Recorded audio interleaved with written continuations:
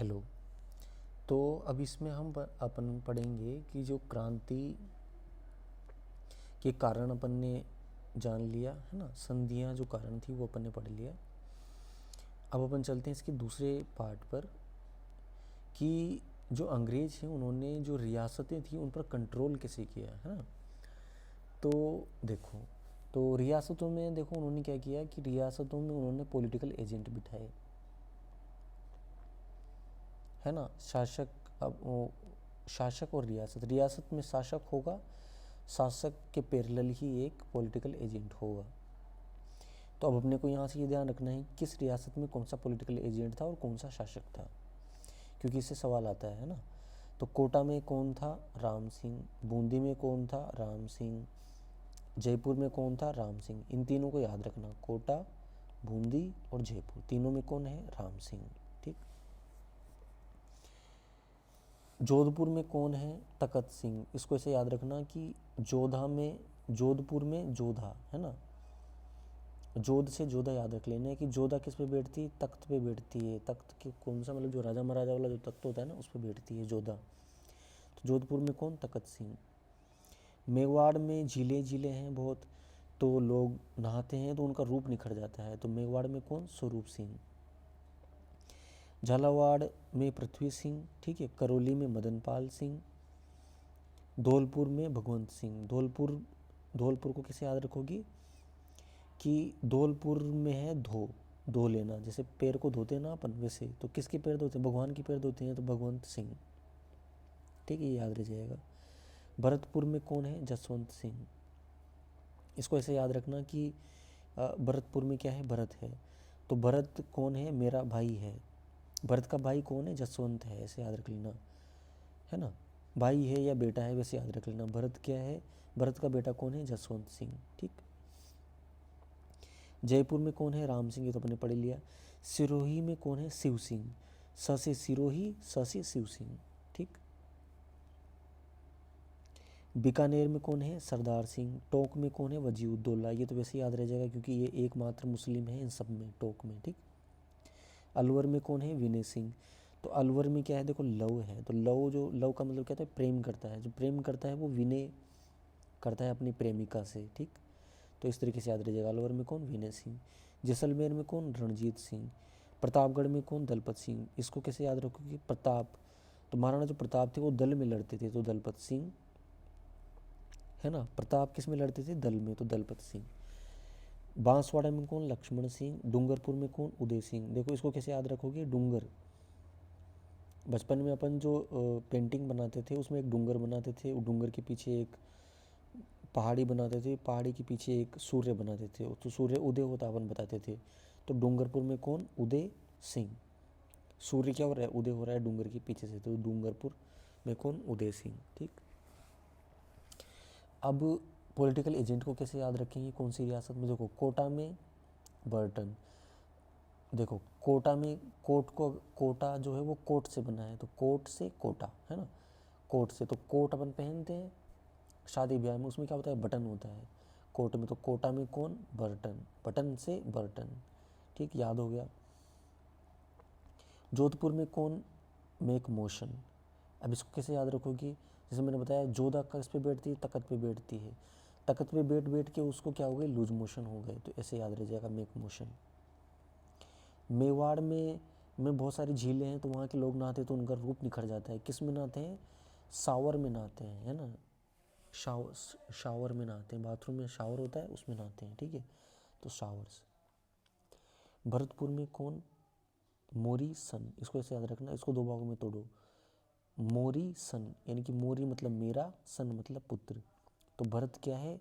जसवंत का पुत्र है या भाई है, इस तरीके से समझ लो, है ना। ये मैंने बता ही दिया था कैसे याद रखना है, तीनों याद हो जाएंगे एक साथ। जयपुर में कौन है? राम सिंह, ये अपन याद कर ही लिया, है ना।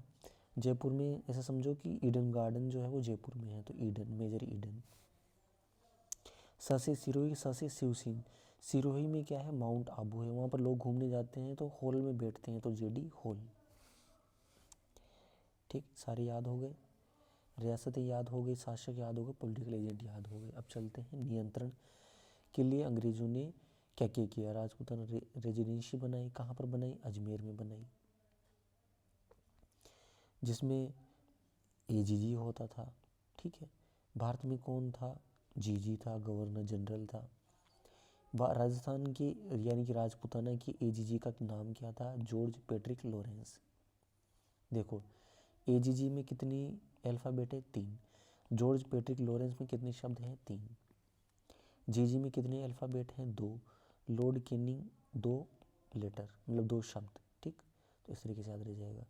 एजीजी का कार्यालय कहाँ पर था, अजमेर में। ठीक है, गर्मियों में कहाँ होता था, माउंट आबू में, क्योंकि गर्मी पड़ती है ना गर्मियों में बहुत ज़्यादा, तो अंग्रेज़ों को तो ठंडी जगह पर रहने की आदत है, इसलिए वो अपना मुख्यालय जो है वो माउंट आबू में शिफ्ट कर देते थे गर्मी के मौसम में। पीएम कौन था उस समय ब्रिटेन का, पार्मस्टन। पी से पीएम, पी से पार्मस्टन, पी दोनों में पी। क्रांति का जो प्रतीक था, वो चिन्ह था, वो क्या था, फूल और चपाती। ठीक है, याद रह जाएगा, इसमें कोई बड़ी बात नहीं है। ऐसे याद रख लो कि जो क्रांतिकारी है वो चपाती खाते हैं, इस तरीके से याद रह जाएगा, फूल और चपाती। ठीक, सेनाएं कौन कौन सी बनाई है ना अंग्रेज़ों ने, मेरवाड़ा बटालियन बनाई, कहाँ का मुख्यालय कहाँ पर बनाया, ब्यावर में। शेखावटी चूरू सीकर झुंझुनू वाला जो क्षेत्र है उसमें शेखावटी ब्रिगेड बनाई, कहाँ पर, झुंझुनू में।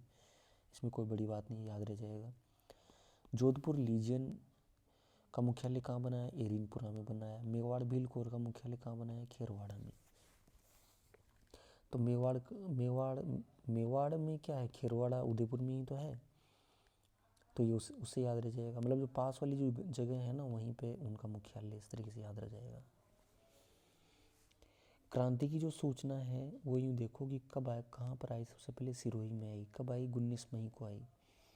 इसके 9 दिन बाद यानी कि +9 करेंगे 19 मई में, तो 28 मई को नसीराबाद सैनिक छावनी में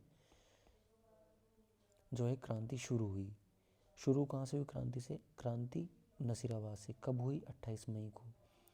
सूचना कहाँ पर आई, सिरोही में। कब आई, 19 मई को। है ना, दोनों अलग अलग क्वेश्चन है ये, कि क्रांति की सूचना कहाँ पर आई, कब आई, क्रांति की शुरुआत कहाँ से हुई और कब आई, कब हुई, है ना। तो ये 2 क्वेश्चन हैं। अब यहाँ पे देखो कि 1857 की जो क्रांति थी उस समय कौन कौन सी सैनिक छावनियाँ थी, तो 6 सैनिक छावनियाँ थी। पूछा जाएगा कि कितनी सैनिक छावनियाँ थी, तो 6 सैनिक छावनियाँ थी। कौन कौन सी थी, तो उसको याद रखने की ट्रिक है, ना नी देखे बी ए पास। तो इसे देखो, ना नी देखे बी ए पास, पास को हटा दो तो कितनी हो गई, 6। नशीराबाद, नीमच, देवली, खेरवाड़ा, ब्यावर, एरीनपुरा। ठीक, अब इनका ये क्रम भी वैसे ही है। क्रम कैसे कि मतलब सबसे पहले क्रांति नशीराबाद में हुई, फिर नीमच में हुई, फिर देवली में हुई, इन 2 जगह पे नहीं हुई, फिर एरिनपुरा में हुई। ठीक, अब ये पूछा जाता है कि जो नसीराबाद सैनिक छावनी थी उसका मुख्यालय कहाँ था, उसमें कौन कौन सी जो है सैनिक बटालियन थी, है ना, रेजिमेंट थी, ये सब पूछा जाता है। तो नसीराबाद का मुख्यालय कहाँ था, अजमेर में। सबसे मुख्य सैनिक छावनी यही थी, है ना। नीमच का मुख्यालय कहाँ था, ग्वालियर में था। देवली का मुख्यालय कहाँ था, टोंक में था। खेरवाड़ा का मुख्यालय कहाँ होगा, उदयपुर में। ब्यावर का कहाँ होगा, अजमेर में। एरिनपुरा का कहाँ होगा, सिरोही में। ठीक, तो ये याद रखना, ये पास पास में ही है वैसे देखोगे तो, कि नसीराबाद की सबसे पास कौन है, अजमेर। नीमच के वैसे तो ये दूर है, लेकिन इसको ऐसे याद रख लेना कि नीमच क्या है, अभी अगर आप हम राजस्थान के मैप में देखेंगे तो नीमच से बाहर है राजस्थान के, है ना, राजस्थान के अंडर नहीं है। तो इसका मुख्यालय भी किसी दूसरे मतलब बाहर ही होगा, तो बाहर क्या है, ग्वालियर। तो इस तरीके से याद रह जाएगा। ठीक, देवली टोंक में है, इसे अपने को पता है कि एक तहसील है टोंक की, है ना, तो ये उसे याद रह जाएगा। खेरवाड़ा अपने को पता है उदयपुर में है। ब्यावर अपने को पता है अजमेर के पास ही है। और एरिनपुरा का याद रखना पड़ेगा कि एरिनपुरा कहाँ पे थी, सिरोही में। मुख्यालय कहाँ है इसका, सिरोही। अब पूछा जाता है कि नसीराबाद में कौन सी सैनिक टुकड़ियाँ थी, तो 15वीं बंगाल नेटिव इन्फेंट्री, 30वीं बंगाल नेटिव इन्फेंट्री और बम्बई लांसर्स, जिसका दूसरा नाम था फर्स्ट बॉम्बे कैवेलरी। अब इसमें भी ये सवाल बनता है कि कौन सी सैनिक टुकड़ी ने जो है विद्रोह किया था, तो 15वीं बंगाल नेटिव इन्फेंट्री ने किया था। नीमच में कौन सी सैनिक टुकड़ी है? मालवा और मेवाड़ राजपूताना। अब इसको ऐसे याद रखना कि मतलब जो सैनिक टुकड़ी है जिस नाम से है उस नाम के आसपास के क्षेत्रों पर कंट्रोल करने के लिए, जैसे नीमच है ना, राजस्थान के बाहर है, तो इसके आसपास कौन सा क्षेत्र है? ये मालवा हो गया और इसी के पास क्या हो गया? मेवाड़ हो गया, इस तरीके से, है ना। तो पास वाले से देवली के पास कौन सी होगी? कोटा, कोटा रियासत होगी ना, तो कोटा लीजियन। खेरवाड़ा है तो खेरवाड़ा कहाँ है? उदयपुर, तो ये खेरवाड़ा भीलों पर नियंत्रण के लिए बनाई गई, तो भील लीजियन। ब्यावर ब्यावर में मेरवाड़ा लीजियन है। एरिनपुरा में जोधपुर लीजियन है, जोधपुर पर कंट्रोल करने के लिए, इस तरीके से याद रखना है ना, क्योंकि एरिनपुरा का मुख्यालय कहाँ है? सिरोही, सिरोही के पास क्या है? जोधपुर, इस तरीके से याद रह जाएगा। ठीक है, बस इसमें इतना ही था, ये दूसरा पार्ट इतना ही था, है ना। इसमें रियासतों पर नियंत्रण कैसे करा कि पॉलिटिकल एजेंट बिठा दिए, है ना, मुख्यालय खोल लिया, सेना बना ली, है ना, सैनिक छावनियाँ बना ली, ये हो गई इतना सब, है ना। तो इसमें इतना ही था, फिर अगले पार्ट में देखेंगे। ठीक है, थैंक यू।